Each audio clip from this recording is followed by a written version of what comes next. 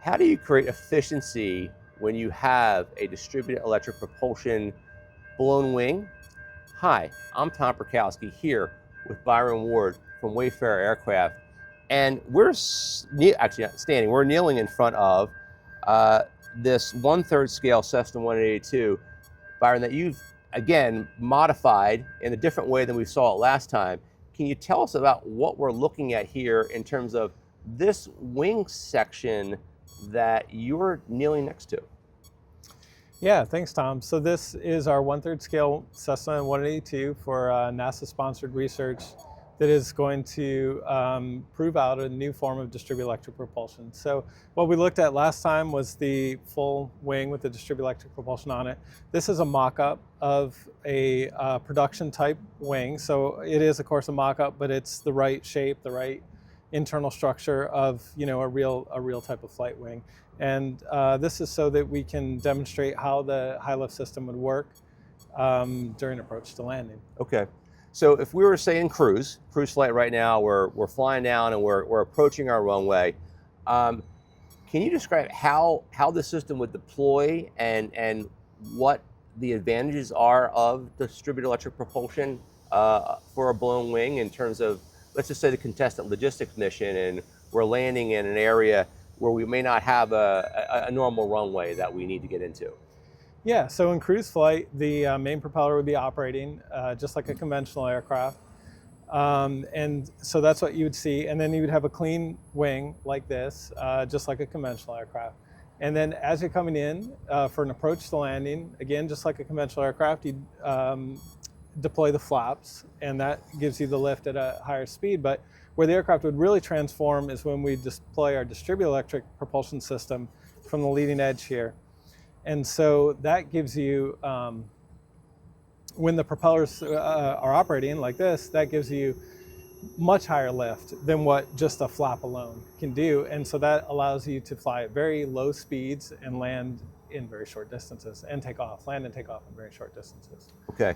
Now, what kind of distances are we talking about? Now, let's just say, for example, this is our 1/3 scale Cessna 182, which is kind of part of the NASA research. But even if you size this up maybe to a Cessna Caravan, what type of landing and takeoff distances have you calculated that might be necessary?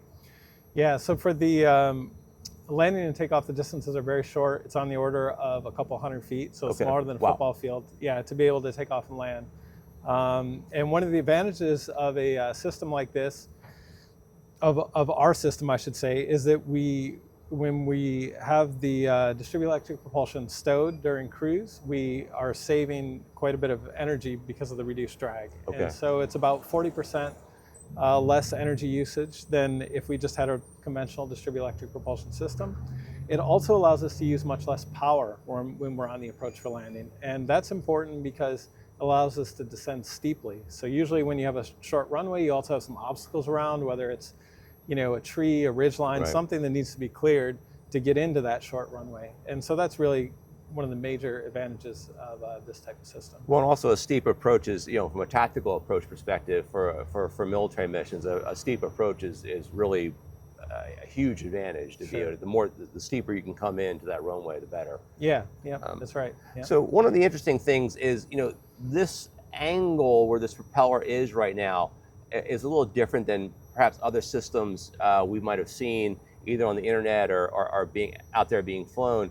Can you talk a little bit about the research that you guys are doing to kind of figure out, what is the optimal angle and how do you get the best efficiency from the system?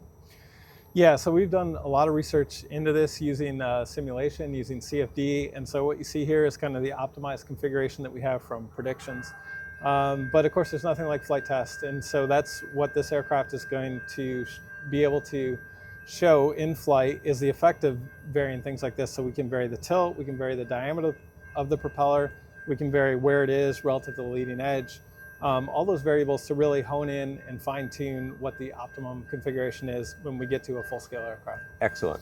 Well, you guys have already been out test flying, or I guess runway testing this Runway aircraft, testing, doing some ground runs. Next step is flight tests. So we're looking forward to coming back in the future and getting an update on how those flight tests went. Yeah, absolutely. We're excited. We're excited to see it fly soon.